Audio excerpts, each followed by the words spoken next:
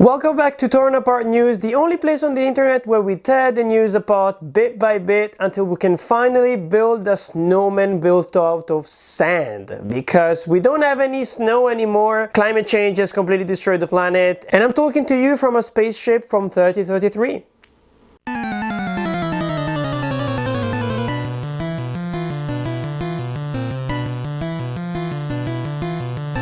No! God, please, no! No! Let's head right into the news and talk about Aquaman, the second movie in the trilogy. No, it's not a trilogy. There is not going to be a third movie because James Wan completely destroyed the DCEU for the good of it, of course. James Wan is back with his new movie, and I honestly didn't believe that this movie was going to come out this year just because, well, we had no poster, we had no trailer until basically like a month ago, if I'm not mistaken. And even when we got the first look at Aquaman 2, a lot of fans pointed out that they were literally reusing some SFX / shots from the previous movie. So I was like, is this a conspiracy? Is this an actual movie? Or are you just trying to convince us that it's gonna happen, but it's not gonna happen? It's not going to happen.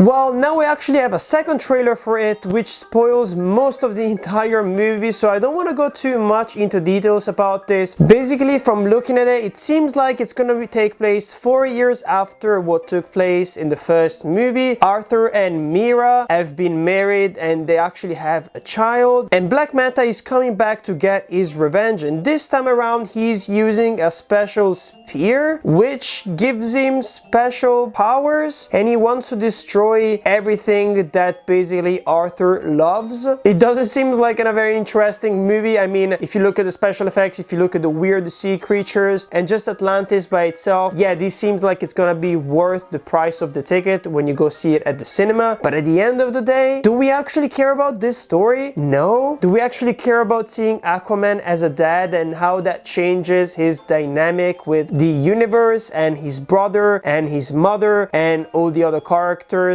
No. So I guess we're just gonna see it because of the special effects, right? Do we all agree about that? It's coming out in December. Let me know if you're interested to see it, because honestly no one has been talking about it at all. Hi, baby boy. Talking to the fishies?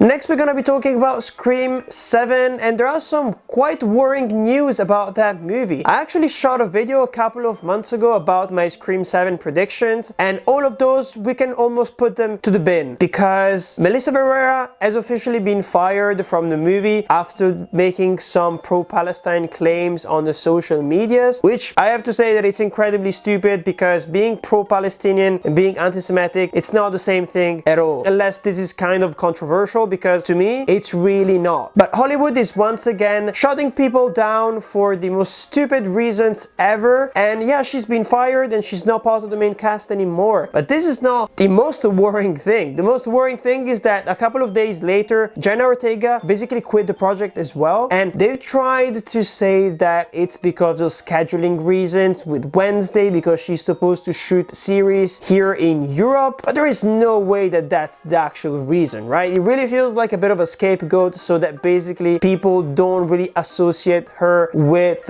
Melissa Barrera directly, even though it's 100% the reason why she decided to do that, because sorority, because support as well. This has nothing to do with Christopher Landon. He actually gave a really shitty apology on Twitter as well. Instead of supporting Melissa Barrera, he was like, I'm not behind this, don't scream at me, I swear I didn't do it, which is kind of weird and shitty. There are some rumors that he might now be thinking about exiting project itself. There are some other rumors saying that they're now working on a completely different script where the two characters are not in it at all. There are other rumors saying that they're gonna be shooting the movie in Woodsboro. So the last movie, this trilogy, is gonna go once again back to Woodsboro, which would be the most boring thing ever, and I really hope that that's not actually true. But honestly, as a Scream fan, I'm kind of pissed off and I really don't want to see it. First of all, the Neve Campbell thing where they didn't want to pay her to come back what she was due, which is insane. And honestly, if I was her, even if they actually offered her more money to come back, I would still say no. It's incredible because it's one of the best slasher franchise in history when you think about it. Just consistently good and interesting. Still, they managed to shoot themselves in the foot in like 72 hours, which, wow, I didn't know that was actually possible, but are we surprised? Hollywood execs are kind of shitty. We saw it with the strikes, the SAG-AFTRA, and also the writer's strike. We know what they think about actors, we know what they think about writers. They're just completely clueless and out of touch with reality. Am I really gonna defile this grave for money? Of course I am!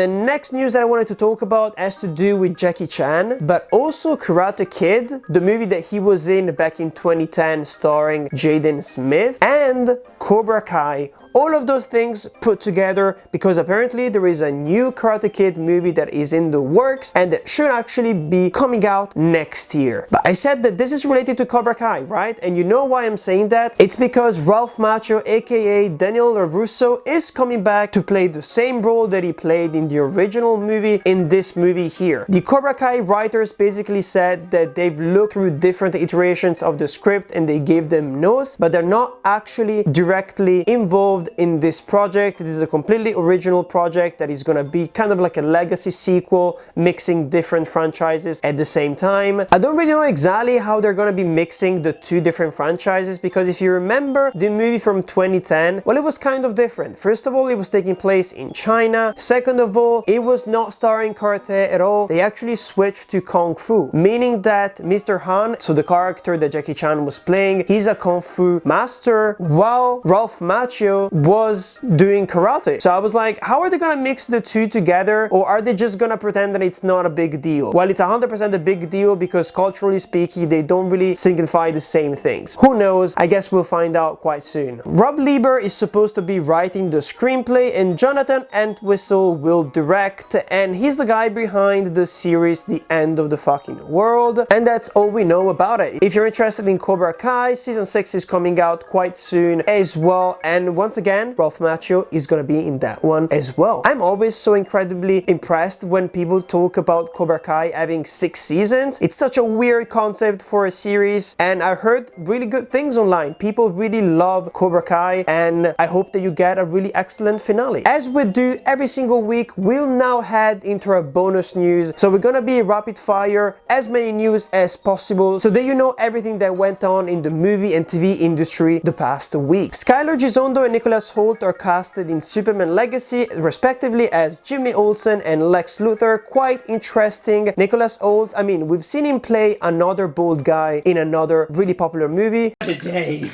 What a lovely day!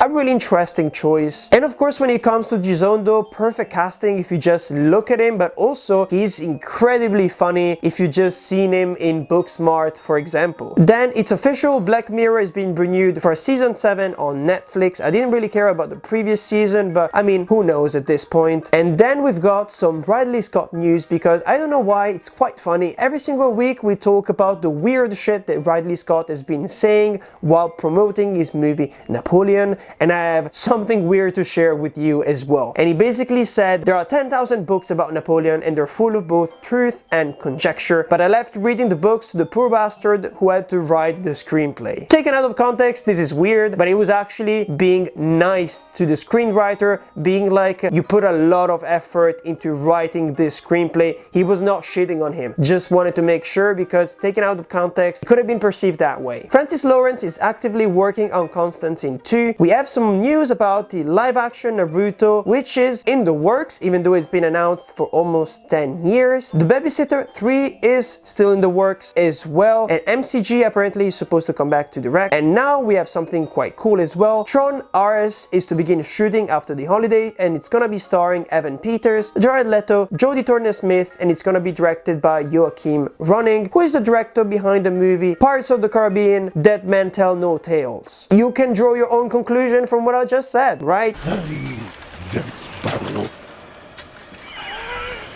Jack Sparrow. Even though I really like Tron Legacy in general, or even the original Tron, let's keep our expectations low, even though the casting seems quite cool at the end of the day. Those are all the news that I had for you for this week. Don't forget to come back next week. I'm Patrick, and this is Torn Apart News. Back in the 90s, I was in a very famous TV show. Da da da da da da da da da. Da da da da da da da da da da da da da da da da.